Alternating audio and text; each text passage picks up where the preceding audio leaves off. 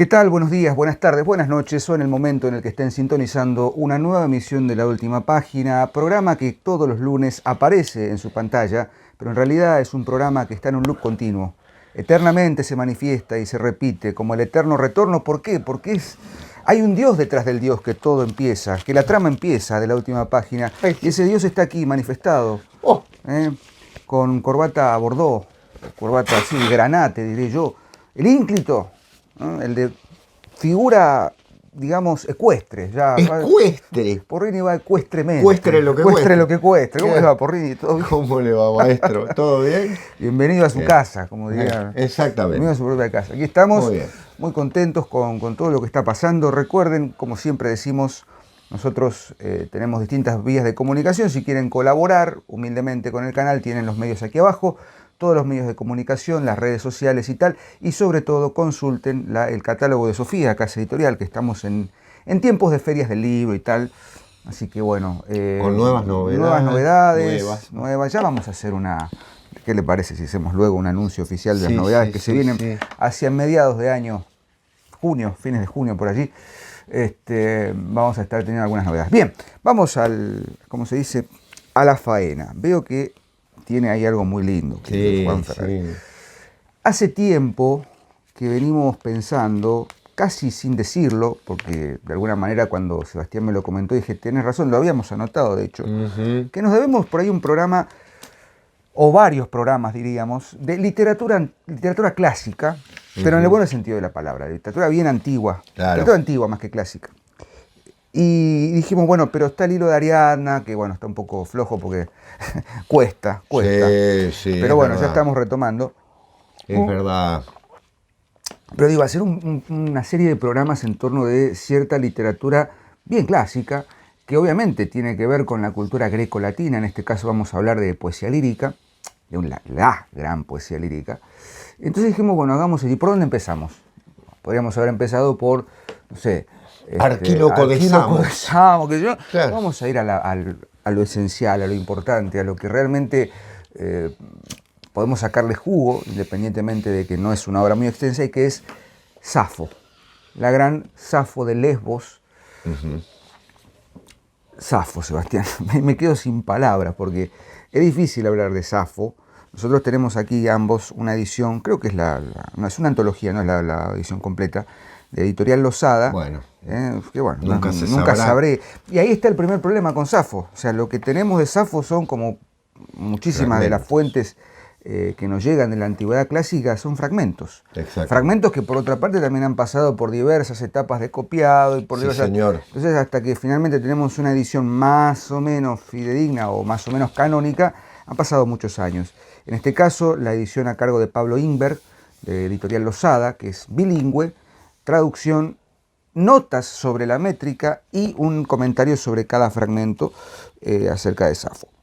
¿Qué podemos decir, Sebastián, de Safo? Lo primero esto, ¿no? Difícil catalogarla dentro de un movimiento, si se quiere. Obviamente los grandes historiadores de la literatura la han catalogado como una de las 9 poetas líricas de la antigüedad, junto con Alceo, con Píndaro y otros tantos. Pero yo creo que es única en varios aspectos. Fundamentalmente en la claridad o justamente lo difícil y lo claro que tenía en la dificultad para definir ciertos estados del espíritu, que podríamos traducir como estado de posesión amorosa. Pero en realidad, bueno, vamos a ver que eso tiene un trasfondo un poco más complejo. O sea, a Safo se la asocia siempre como la gran poeta lírica que canta al amor, ¿cómo se dice?, no correspondido, al desamor y tal, y que en cierto modo es efectivamente cierto, pero bueno, esa es la primera línea de lectura. Totalmente. Hay algo más. ¿Qué podemos decir, Sebastián, sobre Safo? Vos que la tenés mucho más trabajada como profesor de griego, sobre todo. Bueno, lo que pasa es que hay una etapa de la poesía griega tan original que va entre los siglos VII y VI. Claro, acá estamos hablando siglo VI, fines del siglo VI. Exactamente. ¿Qué pasa de la épica homérica y sobre todo de la épica hesiódica a una poesía más personal? ¿Cierto? También hay un gran cambio social sociopolítico que no se puede soslayar en este sentido. ¿Por qué? Porque en ese momento están terminando las monarquías, a las cuales cantó Homero y a las cuales cantaron los grandes poetas contemporáneos de Homero, de los cuales tendremos fragmentos, y todos los himnos y demás. Se ha pasado a un sistema más aristocrático, que después va a derivar en una oligarquía, inevitablemente, y luego en las tiranías que dan pie a la democracia en Atenas. Pero más allá de eso político, lo que ha cambiado es el gusto estético. Es decir, ya no es el canto al héroe guerrero, como gusta a las monarquías y como gusta a sociedades que están basadas en una jerarquía de carácter guerrero, bien valga decirlo, o militar, como ustedes quieran, sino más bien a una sociedad más muelle, más blanda, más a la vez ensimismada, con una búsqueda de ciertos ideales perdidos.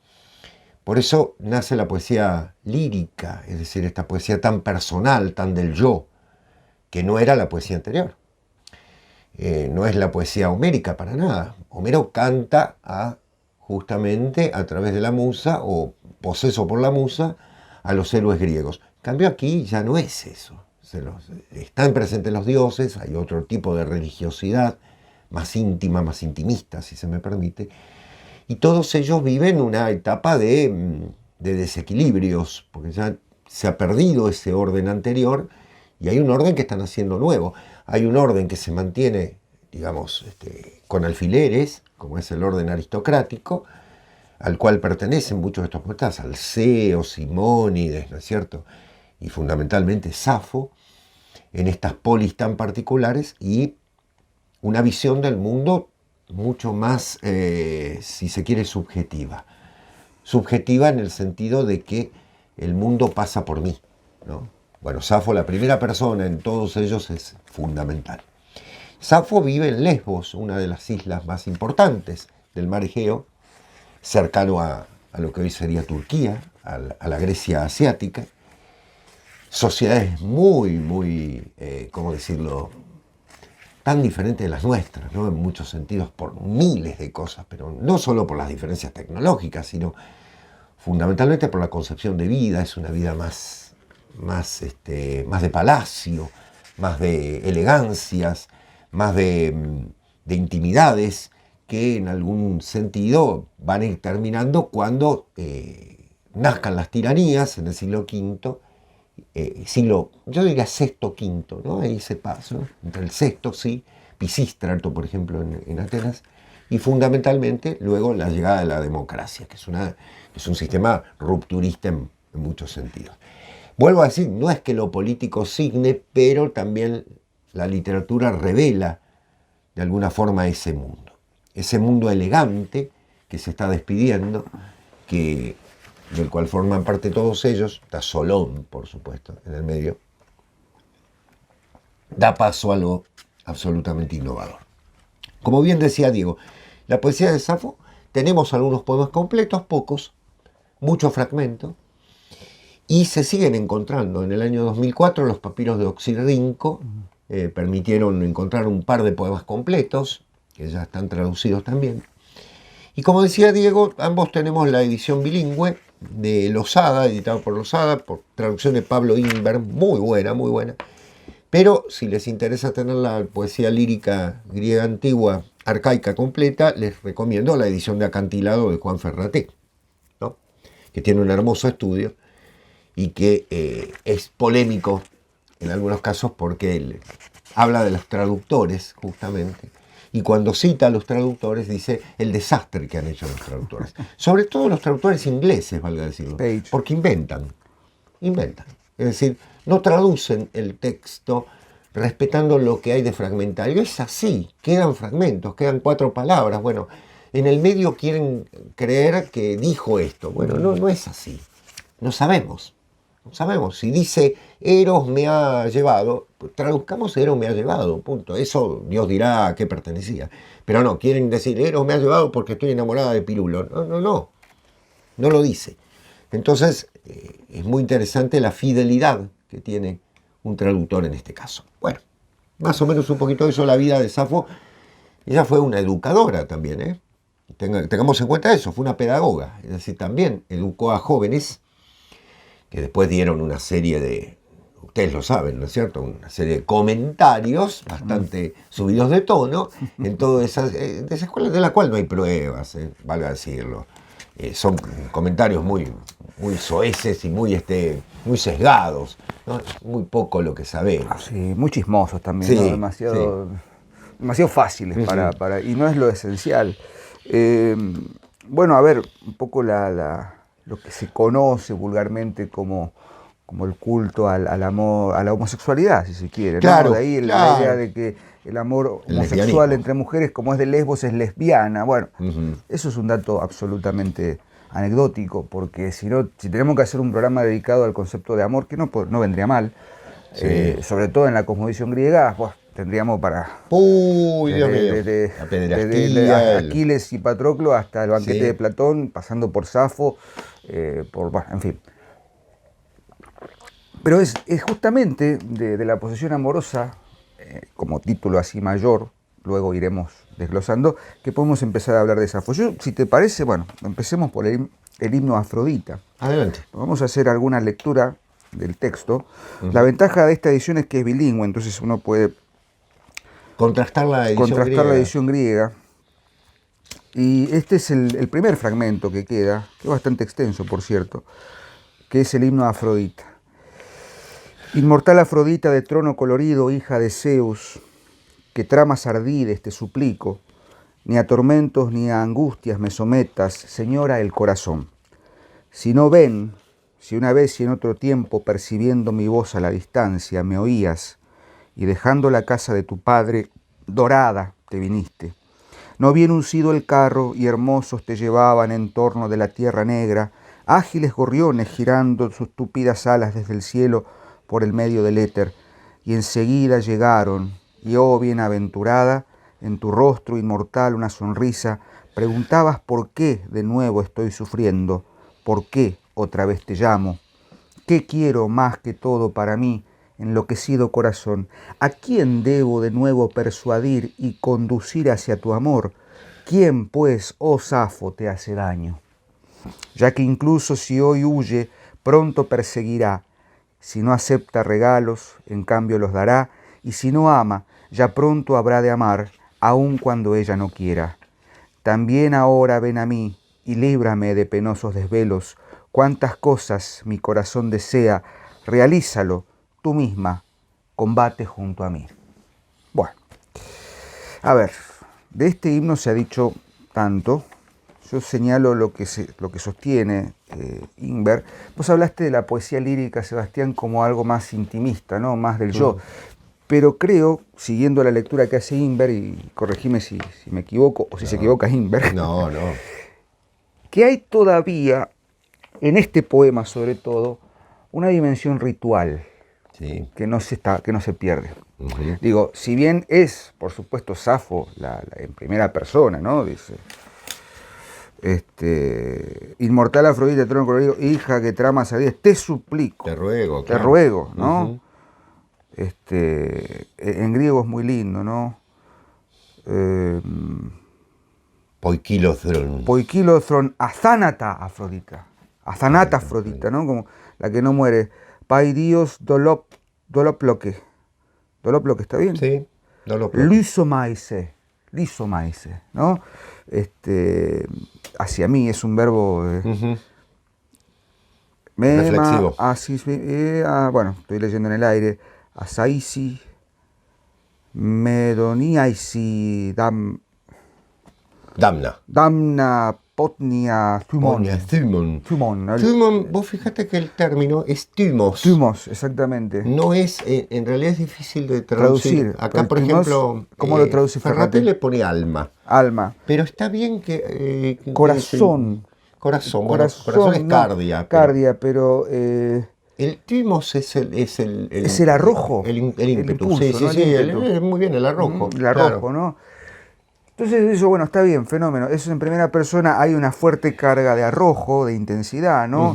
Que tramas ardientes, te suplico, ¿no? Ni a tormentos ni a angustias me sometas, Señor, al corazón, sino ven, si una vez en otro tiempo, percibiendo mi voz a la distancia, y vuelve a una reminiscencia, ¿no? Exactamente. O sea, Afrodita viene como diosa a socorrer, entre comillas, el espíritu, el alma, el corazón, Exactamente. atormentado por el tuimós, por el arrojo de algo que la posee, y lo que hace Safo, o el yo lírico, para ser más ecuménicos con la teoría literaria, es invocar a una figura divina en un estado de padecimiento para ser socorrida por ella.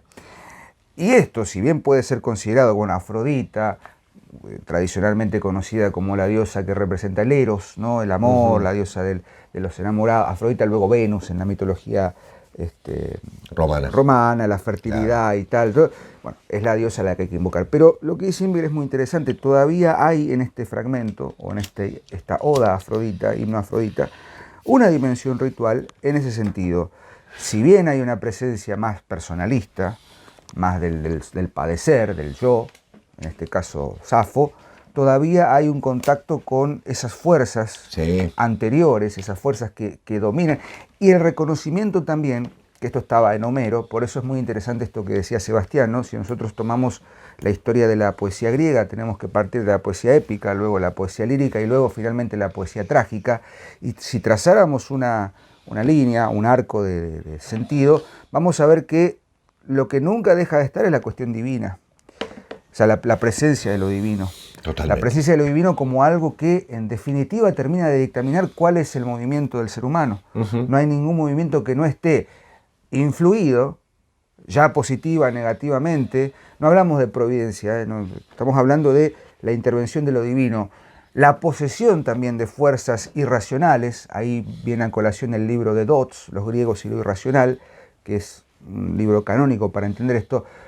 Pero ya en la poesía épica, ¿no? Está la posesión, ¿no? ¿Cómo es que Aquiles es la cólera, la Menin, ¿no? Empieza así la Ilíada, ¿no? Menina, o sea, la cólera funesta, canta Musa. O sea, Aquiles está poseído por una fuerza insuflada por una divinidad, y eso lo lleva a cometer lo que comete. O sea, la Ilíada es eso, en definitiva. Y entre otras cosas. Bueno, luego pasamos a lo lírico, la posesión, en este caso, el timos, el frenas. Claro, muy bien. Que genera en Safo un estado después vamos a leer el fragmento 31, si te parece, que también es canónico, que genera un estado de inestabilidad, valga la contradicción, y de angustia y de pena, si se me permite un término más moderno, pero sí de esa cuestión que dice de ardiente que no puede sostener y no puede batallar ella sola. También ahora ven a mí, líbrame de penosos desvelos. Cuántas cosas mi corazón desea, realízalo tú misma, combate junto a mí. O sea, no puedo sola. Claro. Y luego, por supuesto, la poesía trágica, que ya hemos hablado largamente de ella, es una superación o una potencia de la presencia de lo divino, ya como algo, la moira y tal. Pero digo, para no perdernos la línea, lo que sucede aquí, si bien uno podría leerlo como, bueno, pobre Safo, está cantándole al amor desamorado y tal y cosas, no, es un estado del espíritu ante la ausencia de lo divino. Sí. Abandonado por lo divino. Hay una diferencia, yo lo único que marco es que esto es monodia, es decir, no es canto coral. Ahí me parece que está más la presencia, junto con Alceo, su gran amigo, ¿no es cierto?, el otro gran poeta de la misma época, son poetas de la monodia, es decir, poetas de una sola voz, ¿no? No son poesía coral al estilo de la poesía tradicional, de la primera poesía lírica. Entonces hay una carga más personal en el poema. Por otra parte, la presencia del yo, ¿no? Nombrada generalmente por medio de los verbos que están pronominalizados o bien directamente en primera persona. Y una característica que no nombramos, ¿no? El tipo de verso. Eso. El verso sáfico, sí, ¿no? Lleva su nombre. Es decir, un verso que quiebra, en cierto modo, la medida. El que leyó Diego es un verso que tiene una estrofa que tiene 3 versos largos y un verso de pie quebrado, podríamos decir, al estilo de lo que hizo Manrique, ¿no es cierto? Es decir, es un verso en el que se concentra la acción, señora, ¿no es cierto? Es decir, potnia, timon, ¿no? 2 palabras nada más en la primera estrofa. Potnia, timon, ¿no? Es decir, señora, sin artículo incluso, ¿no? El arrojo, lo arrojado, ¿no? En el segundo, Chrysion, geltes, ¿no? Es decir, la carga fundamental, ¿no? Para resaltar la idea de que es como un resumen, es como un subrayado, es como un fortalecimiento de lo que viene diciendo. Ese verso es sáfico, es creación de Safo.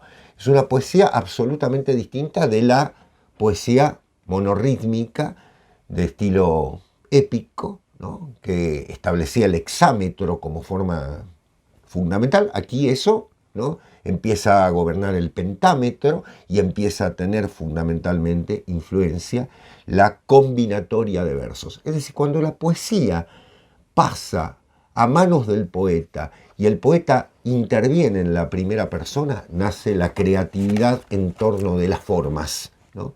Las formas poéticas. La poesía coral, que por ejemplo tenemos a Simónides y a Alcman, no me acordaba el nombre, Alcman, Arquíloco, con el Jambo y demás, pasa a Safo y Alceo en una monodia, es decir, en una sola voz. Es muy interesante. Por eso, tal vez la particularidad, ¿no? de esa poesía tan personal de Safo. Que, como bien decía Diego, no es solo la idea de, bueno, lloro al amor y demás. Sí, lo hace, desde luego. Llora al amor perdido y demás. Pero la presencia constante de la divinidad, ¿no? Como una invocación. Porque no olvidemos que Afrodita es una diosa de amor que viene de ser una diosa de guerra. En su momento una diosa guerrera. No es un amor así, ¿no? Un amor tranquilo. Es un amor complejo, ¿no? Yo creo que estaba viendo recién justamente un libro que alguna vez tendríamos que hacer algún comentario de la Psyché de Erwin Rohde. Ah, sí. Pues estoy pensando en esto que decís, ¿no? No es el canto al amor desconsoladamente, al amor no correspondido, pero sí también lo es. ¿Y qué es en definitiva eso? Si vamos a hacer un poco de psicología barata. Sí. El estado de enamoramiento o el amor en definitiva es un estado del espíritu. Totalmente. Como el dolor, como el sufrimiento, como Platón se pasó prácticamente una veintena de diálogos tratando de pensar qué es lo bueno y lo bello en cuanto a elevación del alma, ¿no? La elevación del alma por lo superior. Luego vendrá Aristóteles buscando lo bueno y lo verdadero, ¿no? Hemos hablado de esto, la eudaimonía y tal. Digo, si hay algo que le preocupaba muchísimo al espíritu griego, citando a Nestle, Historia del espíritu griego, el Glaube der Hellenen era como... el de Vilamovich. A Vilamovich era, no, me estoy confundiendo con es de Vilamovich. Y Nestle es Historia del espíritu griego. Si pensáramos en el espíritu griego como algo mancomunado, desde la poesía lírica arcaica hasta, incluso diré yo, la poesía trágica más ya en su retirada, Eurípides, y por qué no también algo de Aristófanes, es el momento en el que los estados del alma y del espíritu llegan a un extremo que, permítanme decirlo vulgarmente, se pasan de rosca, sí, ¿no? Ahí es donde interviene el arte, o ahí es donde interviene la posesión, la música, qué sé yo, qué sé cuánto.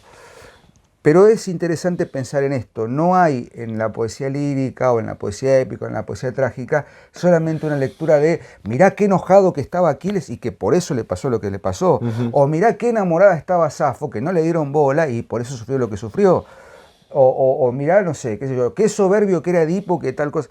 Esa es una primera lectura, por supuesto, es el nombre que le ponemos, ¿no? La Menin, el Eros, la hubris, ¿no? Son estados de in extremis, ¿no? Estados de extrema exaltación o extremo estímulo del espíritu, de la psique, que lleva a una revelación, a una epifanía, o no sé si epifanía es la palabra, pero me explico, porque estoy siendo disperso en lo que digo, a lo que voy es que si leemos este poema o algunos fragmentos de Safo, incluso el 31, que me parece el canónico, Painetai, es un momento de acmé, ¿no? de clímax, donde va a darse algo que en un estado normal no se daría. El amor, el desamor. Me acuerdo que cuando estudiaba filosofía, los primeros años en la carrera, nos hablaban, creo que era Ferrater Mora, García Morente. García Morente Lecciones preliminares decía, bueno, la filosofía surge en situaciones extremas, ¿no? En situaciones límite, decía él. Exactamente. Justamente, en el momento de paroxismo es donde se descubre algo. Safo está invocando a Afrodita en un momento de batalla sin par contra un desamor. Combate junto a mí, le pide. Sí, señor. ¿No? Sí, señor. Porque yo no puedo. Igualmente, Diego, Perdón, hay un elemento... No. Hay algo que debemos destacar en torno de la diferencia con la poesía homérica. No solo en la forma, en el héroe y demás, sino en la concepción casi sinonímica en Homero en torno de ciertos conceptos. La psique, o sea, la psique, vamos a decirlo así, y lo que puede llegar a ser, por ejemplo, las frenas, o lo que puede llegar a ser el timos, aparecen como casi como sinónimos en Homero. En estas personas no. Es decir, en estos poetas no. ¿Qué pasó? Hay una sutileza semántica. Perdón, no quiero ser oscuro, ¿eh? Al contrario, lo que quiero decir es que se vuelven más sutiles, ya no son las mismas cosas.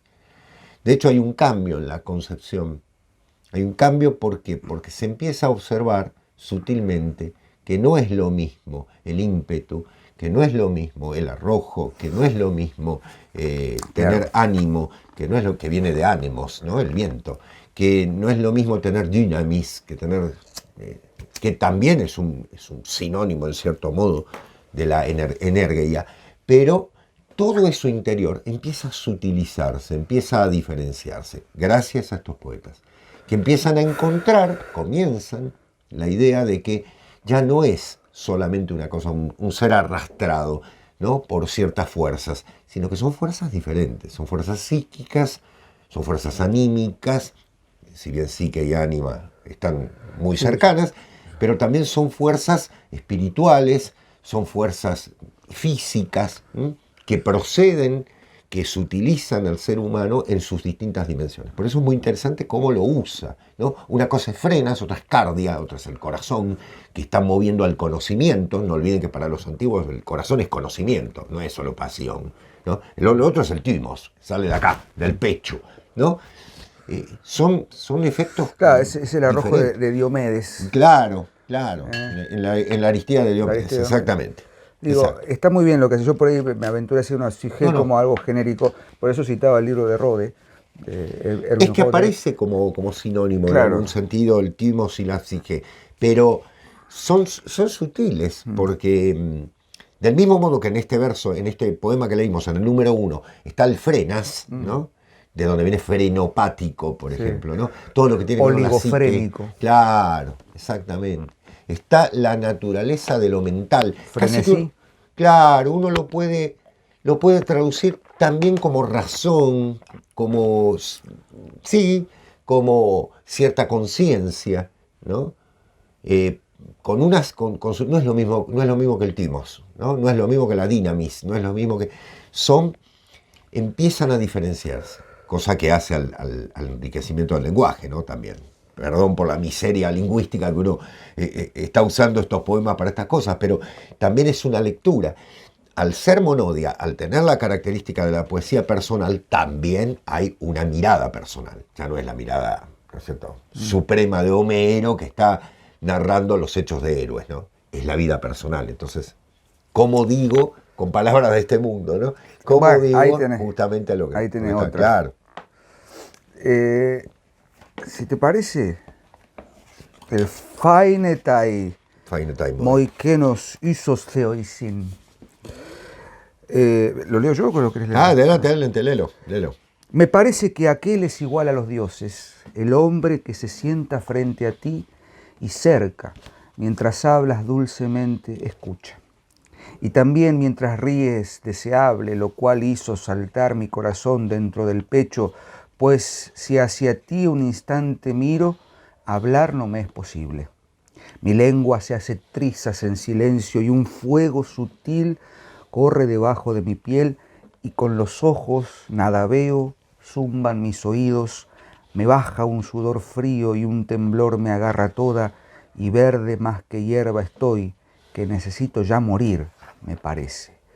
Bueno, acá Inver hace un esfuerzo importante por mantener Totalmente. la métrica, por ahí no es tan... No sé cómo es la versión de Ferraté. Frío me cubre y un temblor me agita todo el cuerpo, y estoy más que la hierba, pálida, y siento que me falta poco para quedarme muerta.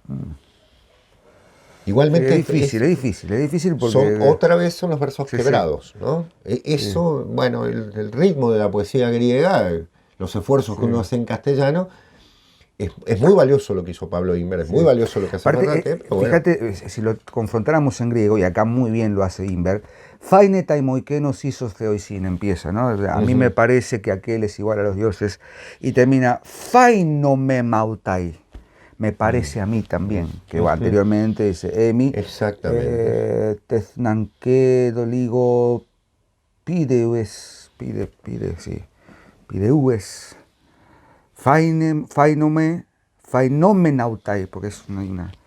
O sea, me parece a mí también que voy a morir.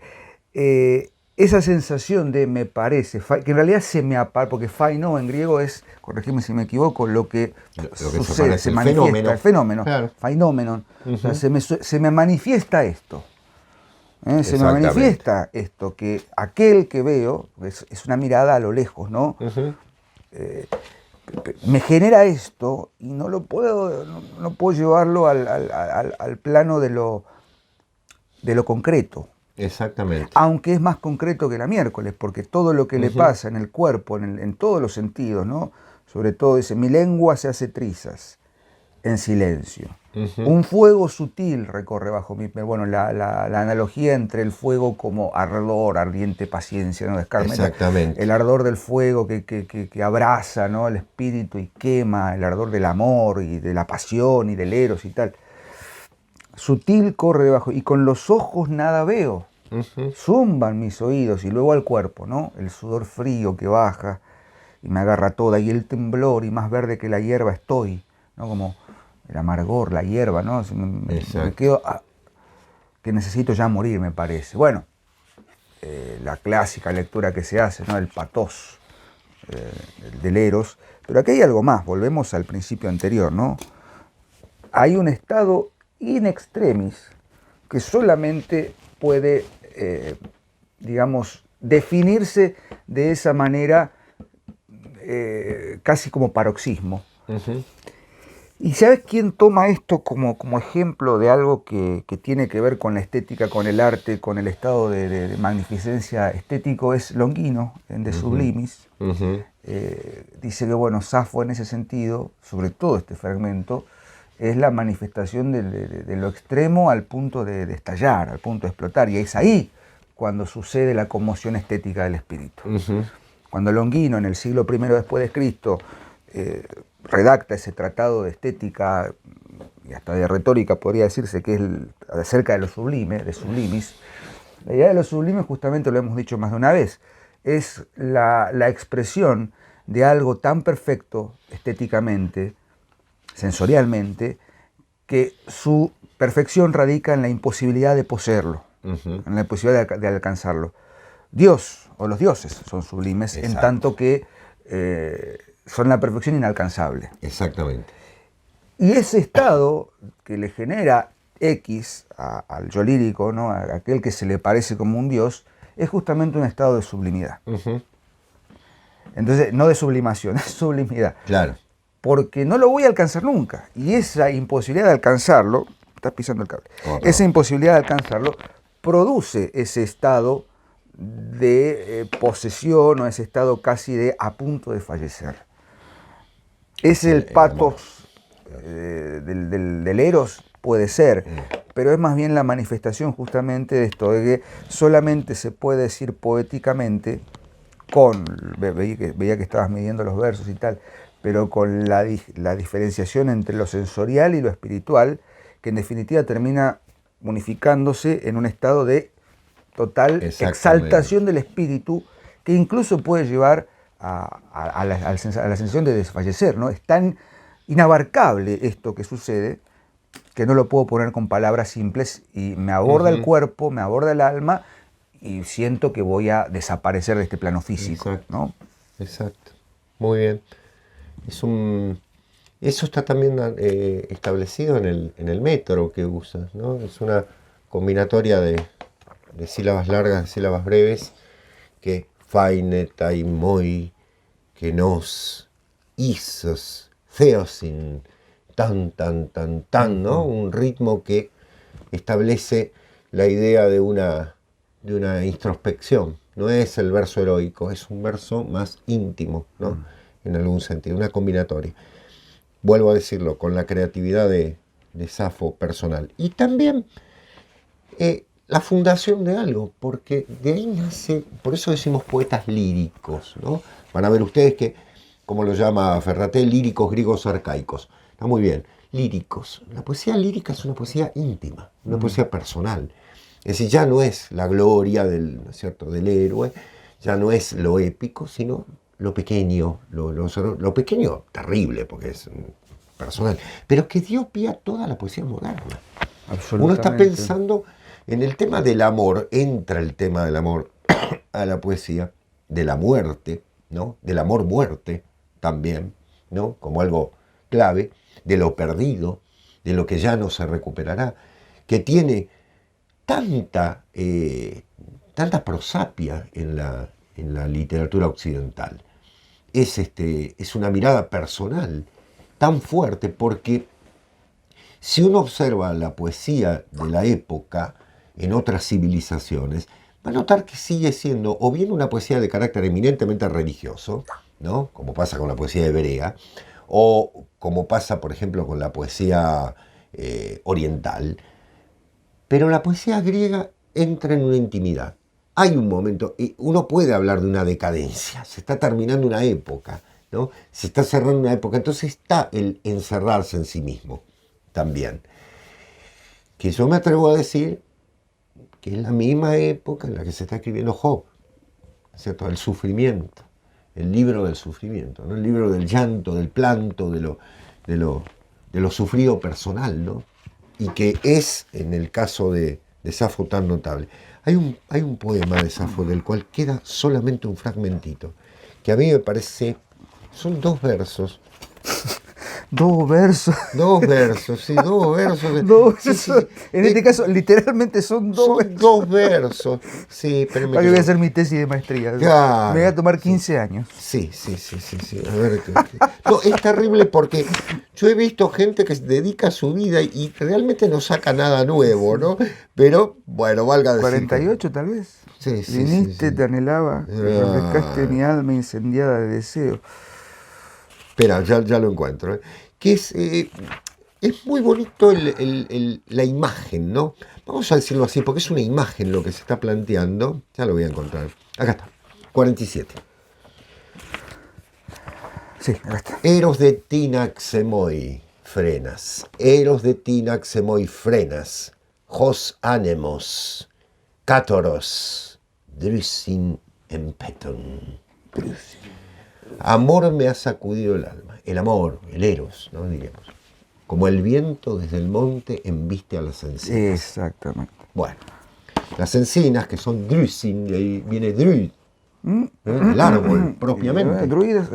Claro, los druidas, exactamente. Justamente ha dado pie para miles de análisis. Son dos versos. Pero lo particular es la comparación, ¿no? Como el viento desde el monte embiste a las encinas. Es decir, estoy arrasada por, ¿no? Arrasada por el amor. Sacude el alma. Palabra frenas aquí, ¿no? Otra vez. Lo frenético, ¿no? Propiamente. En un sentido muy profundo. Y dice Pablo Inver, cuando lo analiza, habla del amor y del alma, justamente, ¿no? Los dos términos, la razón, el corazón, los sentidos, porque es de alguna manera eso, me arrasa los sentidos, ¿no? Las frenas.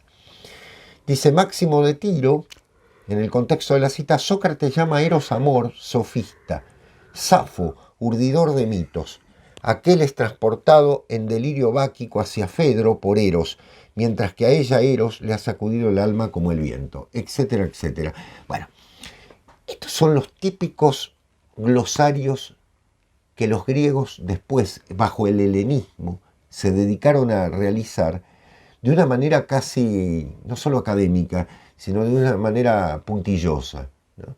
En verdad está hablando del amor como algo que arrasa, necesariamente. No es necesario hacer el comentario de Sócrates y demás.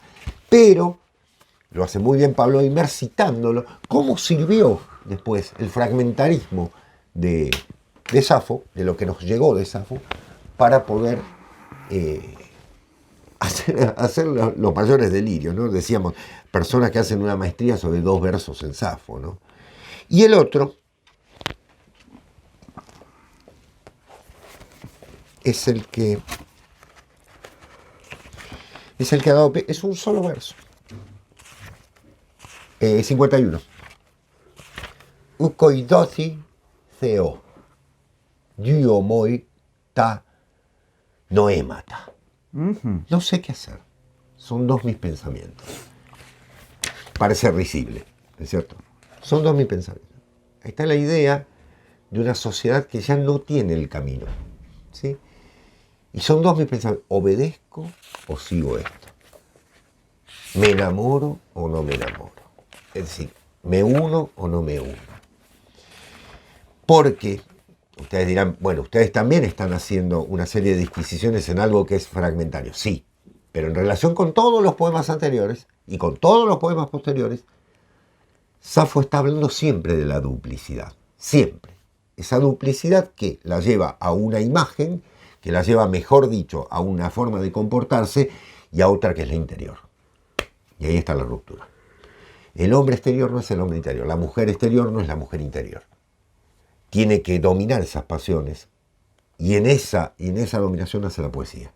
Es decir, en ese concepto de tener que callar, ¿no?, ante lo que no se puede, lo inevitable, lo que no se puede realizar, lo que es imposible, no es Homero, vuelvo a decir, no es Hesíodo, ¿no es cierto? Llévate las cabras en invierno a tal cosa, ¿no? Es decir, el consejo, lo didáctico, lo modélico, sino ahora es la crisis interior. ¿Qué hago? No sé qué hacer, ¿no? Es un mundo que está viviendo una crisis enorme en torno de ciertos equilibrios. No hay el equilibrio que había.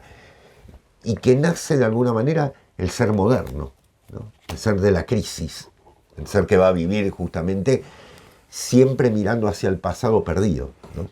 Sí, espoloneado, agitado, consumido por ciertas fuerzas que no puede controlar en este Totalmente. caso, ¿no? Por eso van a ser los ríos de Sardes, siempre es ese mundo perdido, ¿no? Dice, dulce madre, no puedo ya tejer esta tela, me domina el deseo de un muchacho por causa de la gracia y la Afrodita. Siempre está el amor como arrastrando, sacando, queriendo sacarla del orden en el cual se tiene que mantener, ¿no? Y valga decir que ese orden en el cual se quiere mantener ella misma es algo que es, permítame el término moderno, inconsciente. Es decir, la está arrastrando hacia un mundo que ya de alguna manera quiere dejar de lado. En el fondo nunca terminaremos de saber, creo yo, salvo que aparezcan, ya les digo, papiros enterrados con todo un diario, ¿no?, en sí, la sociedad que vivieron estos griegos del siglo VI y del siglo VII antes de Cristo. Porque es una sociedad de palacios, una sociedad elegante, es una sociedad casi, yo me atrevo a decir también cretense en muchos aspectos, pero son esas sociedades como la del Japón previo al shogunato, ¿no? Es una sociedad de sedas, de elegancia, que sabe que va a morir, que de alguna manera tiene puesto la cabeza sobre el tajo, dirían los españoles, ¿no? Es decir, tiene puesto la cabeza sobre la guillotina. Va a venir un orden nuevo que va a terminar, y entonces es la delicadeza de un mundo que se está apagando, una vela que se está consumiendo.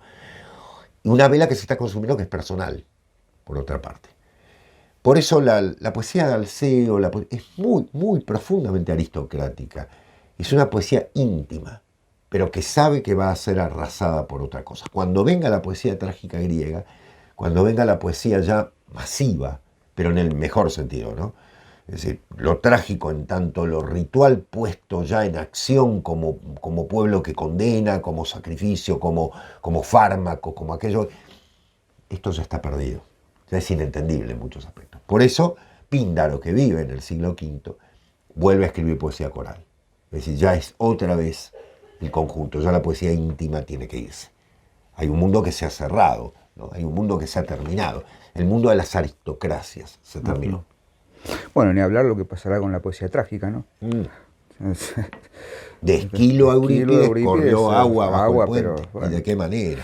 Pero bueno, creo que por hoy, digamos, más excelente. Que, no, ni más ni menos. Se consigue, bueno, por lo menos en España, en Europa. Tengo 3 versiones, sí. Miren, bajé 2. La de Inver, que la tiene Diego allí, sí. La de Ferraté, excelente, pero lo que pasa es que Ferraté es toda la poesía lírica. Y la de Gredos, que también tiene a los poetas líricos arcaicos. No me acuerdo cuál es el traductor, lo tengo por allí. Creo que son varios, creo que es un equipo. Pero viene sin notas. La que tengo yo de Gredos, seguramente debe haber una con notas. Vamos a tratar de mantener también esta iniciativa de tomar por ahí textos más canónicos, en este caso poesía lírica, y hablar de las literaturidades. Píndaro. Hay que ver. ¿Tú sabes a quién les tengo ganas? A esos muchachitos de barrio, por no citar. ¿Catulo? Catulo, Guernesis Liber. Catulo y Tibulo. Pero ahí vamos a recitar en latín. Ahí. Sí. Mi ser Catule. Bueno, paréntesis, ¿no? Haciendo, como decía el querido Alfredo Fraschini, ¿no? Si saltamos el charco, ¿no? Claro. No, yo lo cuento porque son griegos en Roma. Claro, que decía Catulo, en los Catuli Carmina sobre todo, tiene el personaje que es lesbia. ¡Lesbia! Que después Orfa hace una cosa fabulosa. Claro. Y Lesbia es justamente, ¿no? ¿Quién es lesbia? La lesbiana, la que es de Lesbos. Claro. Safo, la gran Safo. Totalmente. Pero nos debemos así unos programas, no programitas, en los que ordenemos un poquito el panorama de dónde ubicamos a los poetas líricos, a los trágicos, a los épicos. Totalmente. Más allá de que obviamente haya una intervención de cuestiones míticas, ¿no? ¿Y sabes quién? Se viene, tengo muchísimas ganas, al Virgilio de las geórgicas y de las bucólicas y de las... Ese Virgilio. Virgilio. Horacio también, porque no hemos hecho Horacio. Bueno, Horacio lo prometimos con Alfredo, pero estamos con tanto problema de distancia. Horacio, El flaco, como le dice exactamente. ¿Cuándo leemos a Horacio? El flaco. Horacio, Virgilio, y me está faltando uno. Ovidio. Y bueno, Ovidio. Las Tristias. El Arsamandi. ¿no? Sí, ay, qué lindo. Y los amores. Los amores, ahí está, ya que estamos ahí. La metamorfosis. Hemos hablado de las metamorfosis, nos estamos yendo de... Sí. Pero bueno, creo que abrimos un baúl y miren a mi memoria. Son todos tan bellos. Años, hace 15 años, el año 2010, cuando era tu ayudante de cátedra. Bueno, vamos a dejar aquí. A mile de indecentum de indemile. Qué lindo, el querido Catulo. Saltó la ficha. Exacto. Nosotros nos vamos a despedir hasta el próximo lunes en una nueva emisión de La Última Página. Gracias por estar allí, como siempre decimos, Sebastián, un placer. Del mismo modo, Diego. Y aquí estaremos, firmes y a seguir leyendo. Chau, que tengan buena semana. Adiós, gracias.